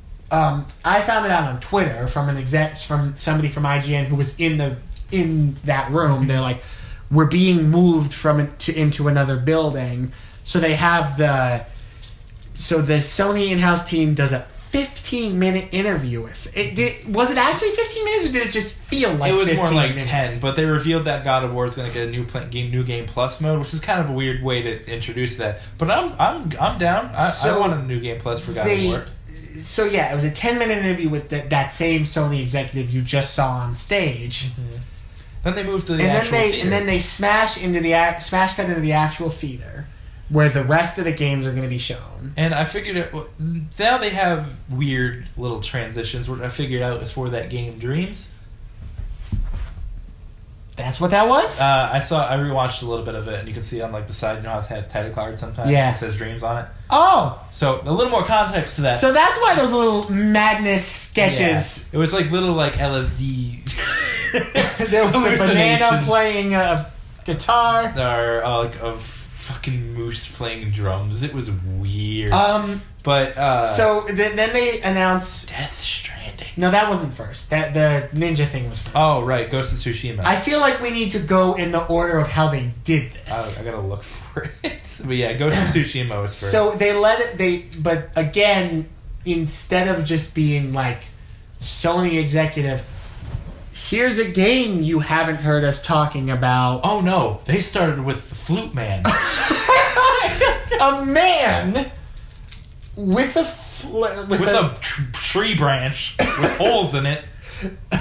And he does, again, another like 5-minute musical performance. It was very good, though. It was very good. My dude was rocking out. But like... And then we get... a gameplay trailer for Ghost of Tsushima. It looks dope. It's It's by Sucker Punch Studios, who did Sly Cooper and the Infamous series, which... looks fucking awesome. They're my baby. I love Sucker Punch. It's just ninjas. Ninjas, samurais, Japanese culture, beautiful wheat fields. Hell beautiful, like, rainy, sunny days. It's great. Yeah, and then they led into a fetus. Norman Reedus. No, it was the fetus. Yeah, no, Norman Reedus plays the Death Stranding man. So you guys... Hideo Kojima.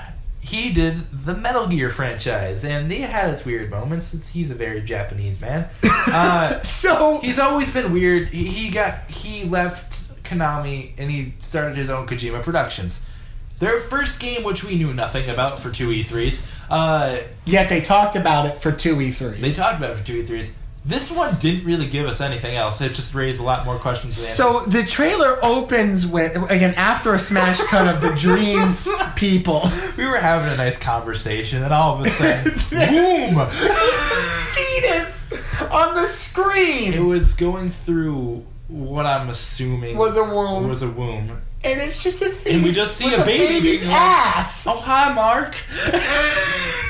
There was actually a baby's ass on the screen at a major video game We stopped talking. And are like, what the fuck? I had a half gasp and half smile on my face. Because I'm like, it's Death Stranding. I know that Kojima touch anywhere. And then the rest of it is just... It's like, okay, it's like some like destroyed world. I can dig that. And then the oil comes back, and then there's this weird girl. And then he's like, okay, I'm about to brave like the outside. I gotta hurry up. And he turns on a capsule with the fetus inside and turns on a light with its energy. I'm assuming it's one big metaphor for stem cell research, because this man's powering his tools with baby. Which, is that baby like aware of everything? I don't know. Doing things. And then he goes outside and he shines the light. And those things that have made like impressions on the world are demons with umbilical cords. Yeah. And that was Death Stranding. If you're confused, so is everybody else. I'm confused. I don't... Am I getting it? Absolutely. But and then they went into like just like some quick hits. I think Resident Evil 2 remake, which I'm in, and I'm not because I don't like scary games. What was it? Oh, that started with a fucking rat getting decapitated. Rat. Yep. And then they had some like quick hits of some smaller things. Yeah, From Software has a new VR thing. Nioh 2, which is Japanese Dark Souls. Control, which was weird. Hell yeah, though. I was weirdly into that, was the thing. Yeah, it's like, how would you describe Control? I can't even think about that. Like, because it's like... It was something about like... Bending. Yeah, it's like a reality bending thing, but it looked really interesting was the thing. And then the end of the game, the end of the show was... Then they announced Kingdom Hearts 3 again with Pirates of the Caribbean this time. Yes. And the entire time I was like, yeah, we're getting pirates! And then they added more things. I'm like, no way! And then Eddie's like, this looks cool. And I'm like, you have no idea what's going on, do you? He's like, not a fucking clue. But pirates! So, my only comment on all of the Kingdom Hearts trailers that we saw over the course of E3 was, and again, this is just, it's still in development, I recognize, and it's also made by very Japanese people. Mm-hmm. The English dubs of the audio were horrendous. Yeah, mostly because there's no sound effects in the game. There's no sound effects, too. So you only hear the grunting and everything like that, which, if you've ever seen a voice actor in a studio, it's very awkward. And even the dialogue was like Life is Strange level. It's also a Disney game. Yeah. Take it with a grain of salt. So, like, that's like a minor thing, but that was really my only thought on the Kingdom Hearts stuff, was just because I've never played those games. Then right after the Kingdom Hearts 3 trailer, they showed, here are the games you should play to understand what's happening here. So 1.5, 2.5, and 2.8 collections. 10 games. Yeah. I want to die because I've played them all, but I love them anyways. And then... What's next? They did the Back in Black Ops maps that are coming to Black Ops 4. Destiny 2 had new gameplay. And Spider-Man they closed it out with. Speed them up. So quickly, just quick hits. Didn't play Destiny, and then Call of Duty. I remember some of those maps from having to play Black Ops with a former friend of mine. I remember them weirdly fondly. I got really excited about Summit for some reason. Summit is a great map. Everyone loves Summit. And, so Spider-Man. Arkham, but Spidey. Yeah. It literally just looks... Perfect. It literally just looks like something in that realm of... in, like, that same way that the Arkham games played, but it's Spider-Man. And web slinging looks real fun. Oh my god, I'm gonna have a lot of fun. Oh my god, just looks like so much fun. What was it? Because apparently how it works is that like when you get close to the ground, the camera zooms in more. Yeah. And when you're further up, it zooms out more. So I'm probably just going to spend my time on the game just web slinging around New York. Oh yeah, never finish the game, just web swing. Yeah, it looks awesome. It looks so much fun. I'm in. And then to again talk a little more about the format. It was a mess. I'm not going to lie to you. It was. So it was weird.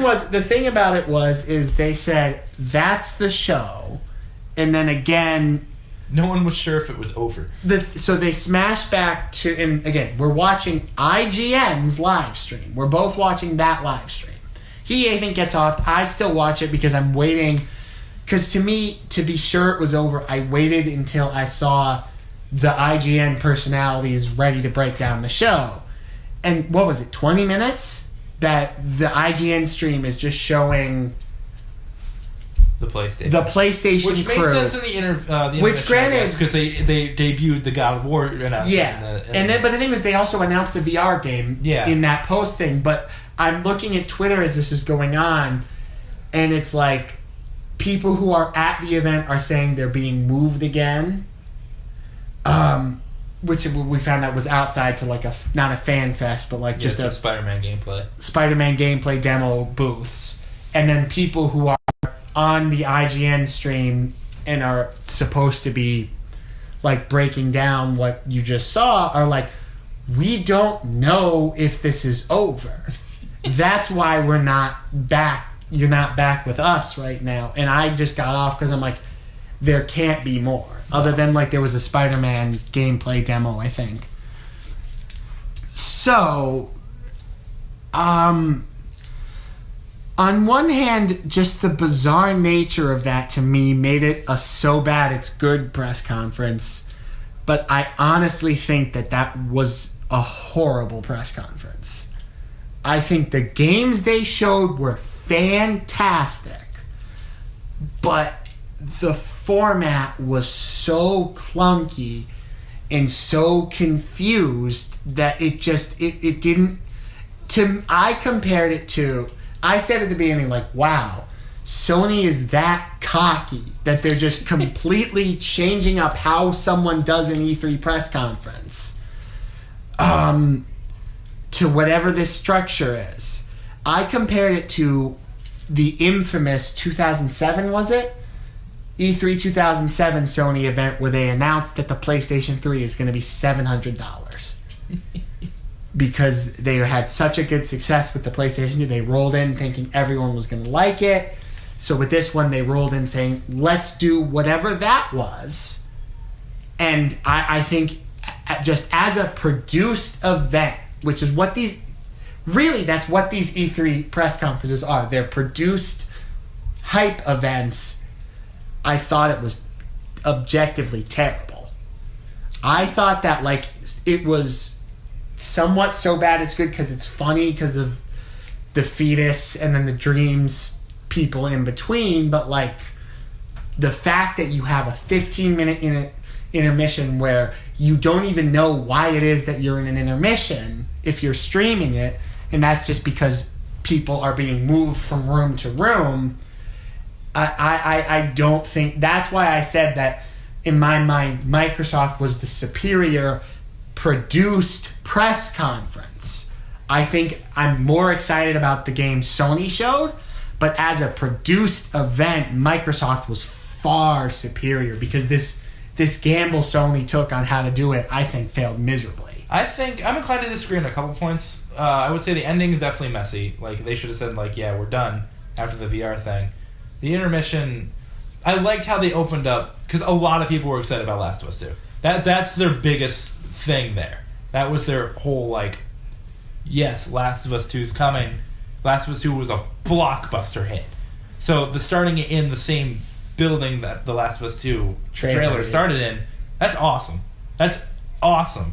The intermission, they could have been like, yeah, we're moving the people. That communication, obviously, fine. I think, I explained this to you, it was weird, but it left an impression. You're right, there's a thing of pomp and circumstance. Now, let me just ask. a good impression or just an impression? Both. A good impression, really, because it was unique. They weren't doing the same old, same old. They didn't want to do the same old, and I could commend them for that. Again, communication, not great. It wasn't perfect. And it was a beautiful mess that I think, because I literally can remember every game because it was so There was also only introduced. 6 of them. Yeah, but as opposed to like Microsoft where they showed 50 and I was like, okay, here's a couple I like.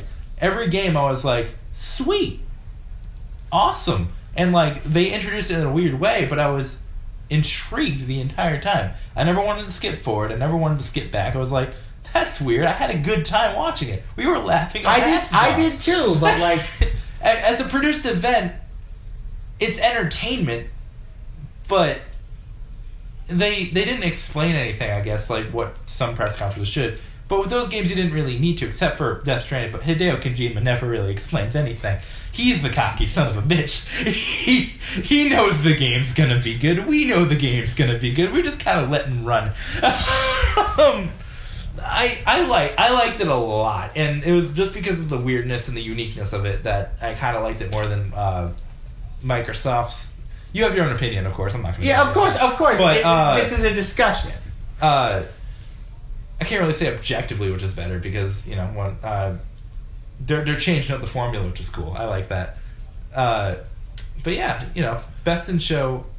So best of Sony. I got to go with Spider-Man just because like. See, I gotta say Last of Us 2. I'm hyped for that. I mean, it's very, very close, yeah. but so yeah, it's fitting that we're gonna conclude with the company that just don't give a fuck about E3 anymore. They just because I get it because they're Japanese and they have to do Nintendo. They have to bring Reggie to translate.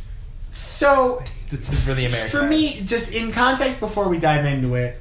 Because we won't have as much of a discussion about production because ever since 2013 was the first year that Nintendo rolled out their Nintendo Direct concept, which is essentially it's just pre-taped updates with, again, all of the trailers, developers talking about what you're seeing of like an E3 press conference. It's a pre-recorded E3 essentially. Yeah, and they do them throughout the year is the thing. And for E3, instead of just renting out a theater, doing a press conference, they just say, here's our E3 specific that. And I have never been a fan of the fact that they stopped doing that. But again, as you heard with the Sony thing, I just find watching press conferences so much fun, and like seeing like the weird shit that people do to put out their games. You know what I mean? Like having Andrew WK announce Rage 2 or something like. Like, I love stuff like that, and Nintendo always had great, like, my favorite E3 press conference where Miyamoto is playing the Wii band thing. No, that isn't mine.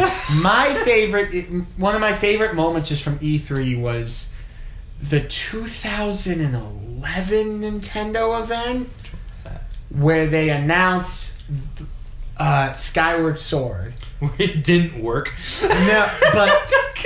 They announce it in the 25th anniversary of The Legend of Zelda, of course, was that year. And they announce it with a full orchestra playing all of the Zelda themes.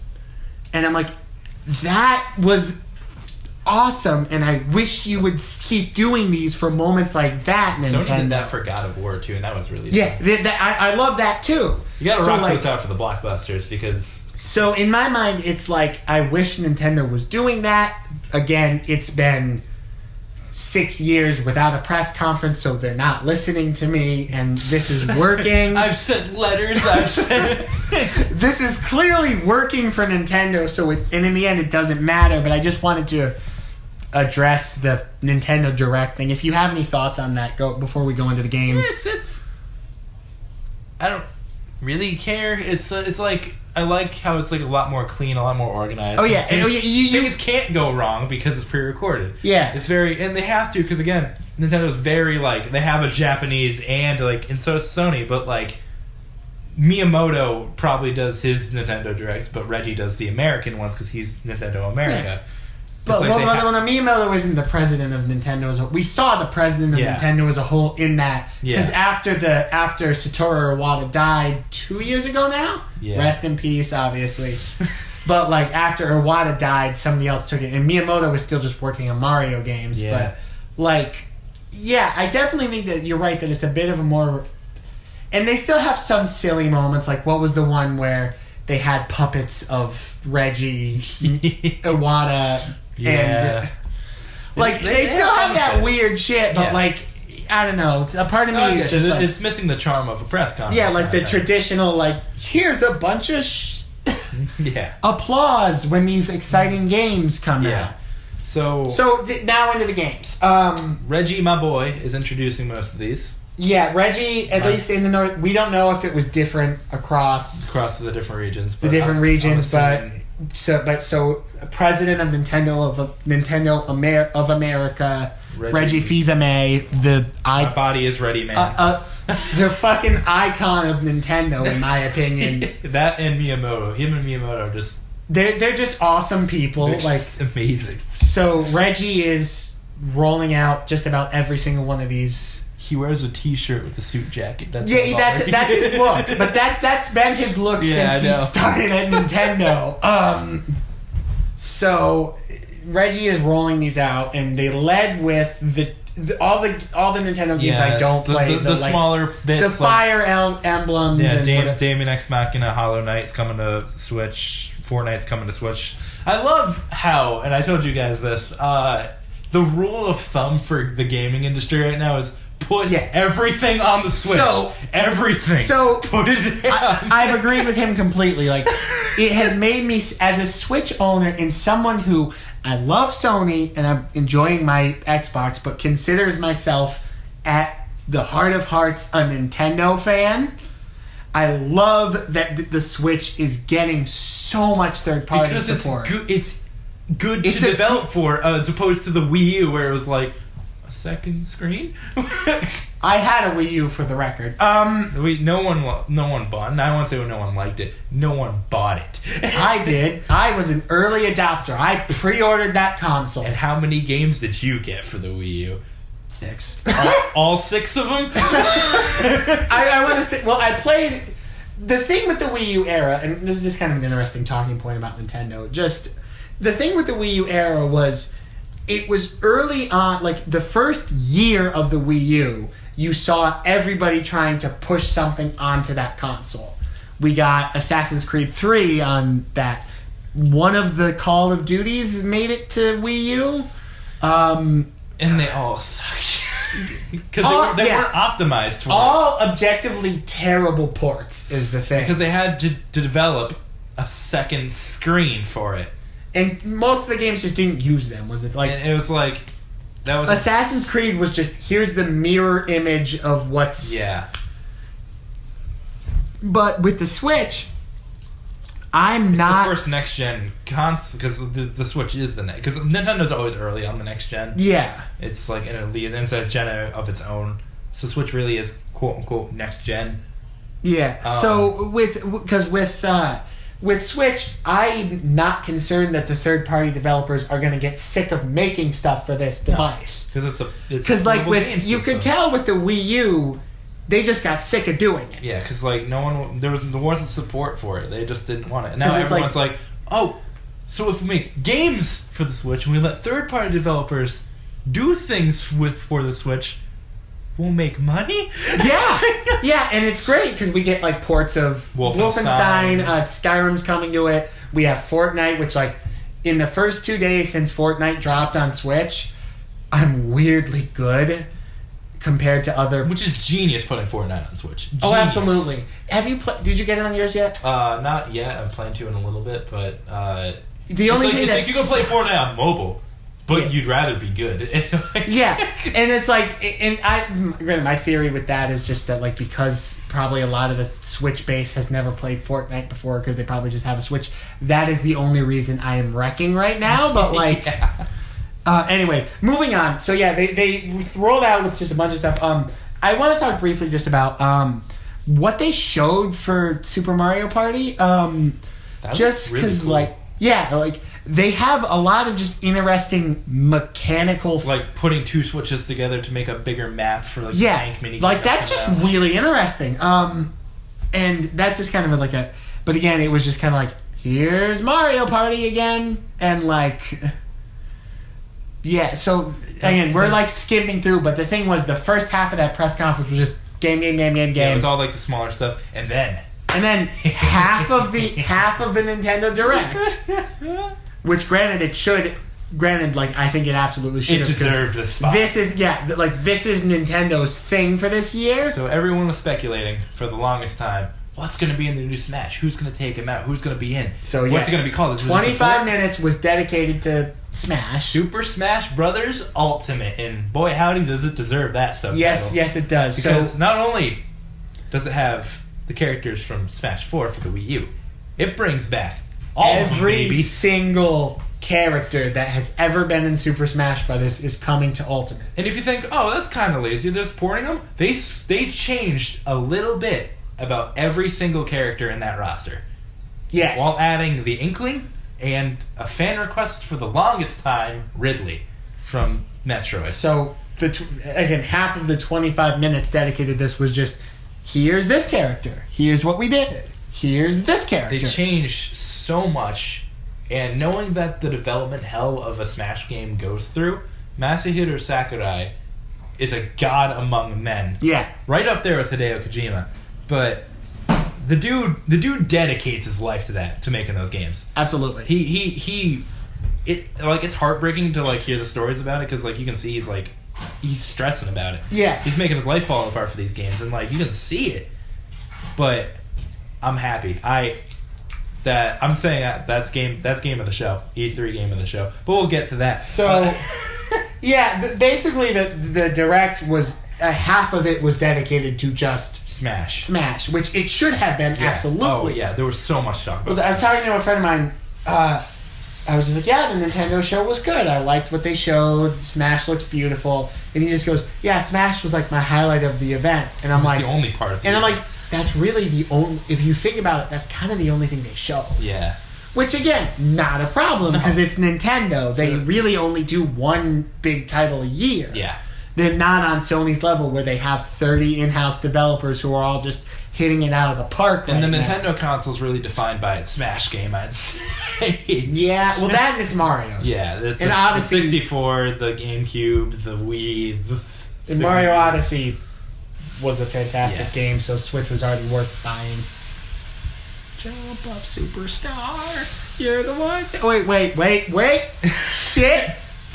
Nintendo, don't copyright strike me. They added Cappy to Mario's animation. Yeah, I saw that, and you can wear the tuxedo. You can wear the tuxedo. They added, instead of it just being recolors of like their like clothes, it's actual costumes that they wear from their games. And guys, I'm so excited. Villager is back. Villager has like 9 iterations of Villager. More Lloyd rockets. I'm just excited. I'm gonna play Smash so much. Same. I just hope they bring back the subspace emissary, which if they don't, that's fine. But I hope they do. So yeah, that's it for E3. So again, as he said, game of the show for Smash. Miguel is Smash, and then close second to, I would say, Last of Us or Spider-Man, but it's got to be Smash. So for me, I have been racking my brain on game of the show because I liked just about everything that I saw. It was a fantastic E3. Yeah, there's so many good games right now. Rest in peace, my wallet. I said to my mom, like, the thing watching, and now this is a modified point somebody else made. As you're watching these press conferences, you just feel $60 getting ripped out of your wallet every time. It's like, yep, there it goes. There, and so I guess in that respect, maybe I should make my game of the show the Life is Strange thing because it won't cost me money. But it's the cost-effective option. It's or like the Xbox Game Pass game of the show. I mean, because on one hand, like, I gotta go with Spider-Man just because like that I know for a fact because I like the Arkham games that I'm almost definitely gonna enjoy this. I'm gonna pre-order it just because I get the Iron Spider suit. But like, it's really like it's such a close race. Like it would probably go Spider-Man and then like weirdly enough, like my 2 through 4 you can like interchange depending on what I'm thinking about at the time. Mm-hmm. Is Gears 5, Fallout 76, and I think that was it. Or maybe top 3. Yeah, it's between those 3 in particular because those are the things I am the most interested about. I really like the Sony Ninja thing that I keep forgetting the name of. Tsushima? Yeah, I thought that looked awesome too, but that also looked Arkham-esque is the thing. Like, yeah, because the one thing about it is like you air assassinate and then you can jump from people to people, like killing them. Yeah. It's probably like a lot of points. I'm assuming that's going to be like an upgrade thing. Yeah, like probably. But yeah, so that about this. Maybe just to add another question. Conference of the show? That's hard to say because each conference is their own kind of thing. Either Sony because it was weird and funny, or Bethesda. Yeah, for me it's Bethesda just because like they know exactly how to say this is what we're doing and it's for you. Yeah. Funniest of E3. Sony. Yeah. I think that's going to do it for our extremely long discussion about the games of E3. Yep. Stay tuned for Life is Strange 3. Yeah, when that comes out... Spirit. Whatever it's called, I'm calling it Life is Strange 3 because it's the third Life is Strange thing we've done. Stay tuned for that. We're not looking forward to it. Nope, not at all. So, yeah. Thanks, guys, for listening, and we'll see you next time.